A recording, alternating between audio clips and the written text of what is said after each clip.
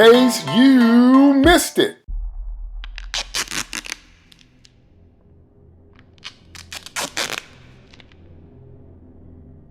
So, the new Batman teaser trailer. Lots of different reactions all around the net. Lots of people having different things to say in terms of their perspective. If you know me, if you follow me on Twitter at all, you know that Batman is my favorite character of all time, followed by or tied with Captain Marvel, Shazam. So this trailer is a mixed bag for me. Some things it seems to have extremely right. Some things are experimental. Some things are inconsequential. And some things just aren't working at all. The things it got right was tone and mood. I don't really know if we've gotten tone and mood right since Burton's Batman, since Batman '89. But when you watch this trailer, you get that eerie kind of sense that Gotham is not a nice place, that the atmosphere is just full of crazy people, and that it's no place any sane person would want to be. All that's conveyed just in terms of the mood and the atmosphere and the cinematography that is set. That's really, really good. The thing that's experimental is what they're doing with the Riddler. Okay, and to some extent Batman, but I'll get to that in a minute. What they're doing with the Riddler is making him much more like the Zodiac Killer. He's using, tape now, and maybe he's mutilating his victims. Possibly he's mutilated himself, which is a little different. That pushes him more towards Two-Face or Joker territory because the Riddler was never mutilated before. But I'm just assuming that maybe he's scarred in some way. Maybe he's not. But it's a different take on him. So that could go either way, but it looks interesting. It'll just be a Riddler we haven't seen before. Not anything necessarily wrong with that. If it works. I'll repeat, if it works. What's inconsequential is the race swapping. I've said it over and over and over and over and over and over again. Swapping out established characters for characters of a different ethnicity do not add to the character. They don't make them more interesting. They don't make us want to watch more. They don't add more depth. They don't do anything. It's that, this character used to be a white man, or we're going to make it a black woman, or this character used to be white, or we're going to make them black. Now, I do admit that Gordon looks good, and for the brief moments we see Catwoman, she looks pretty good, but it doesn't really necessarily matter that they're African American now. We have a precedent for an African American Catwoman, so that's not new. But I'm saying it doesn't make me want to watch the movie more. It doesn't convince me anymore that that's Selena Kyle or not. So like I said, Gordon is the best looking thing there in terms of that, but he's still Gordon. If he's not Commissioner or Detective James Gordon, wherever he is, this is year 2, I'll get to that in a minute. If he's not James Gordon, or at least James Gordon in the making, remember we had a whole series. The TV show Gotham was basically Villains Begin, but it was also Gordon Begins.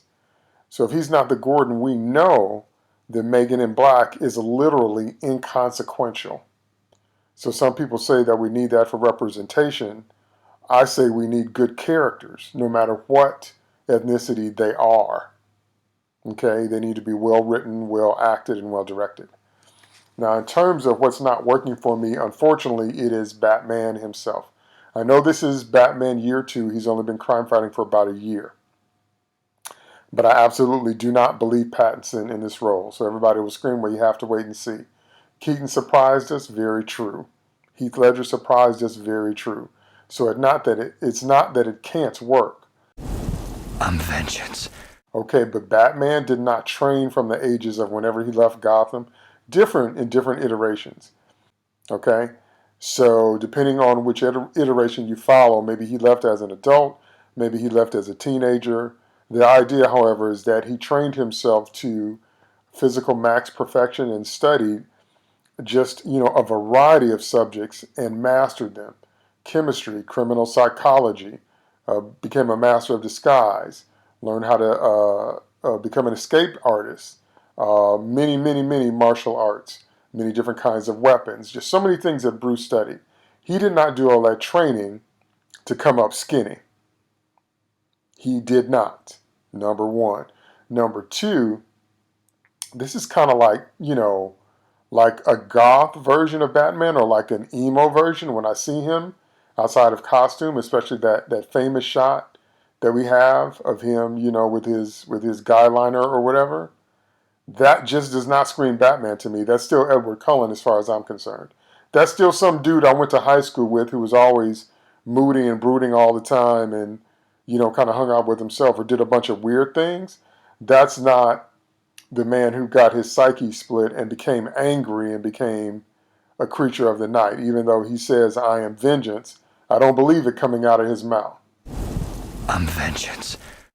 But especially when you see him as Bruce Wayne with the floppy hair and the less than ripped physique. Now, I know that Keaton had it too, but Keaton had the mystique of Bruce Wayne.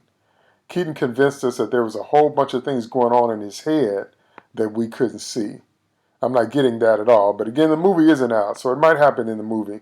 But I'm talking about the trailer, okay? The purpose of a trailer is to excite the audience, to make them want to see the movie, okay? And this trailer did not make me really want to see the movie.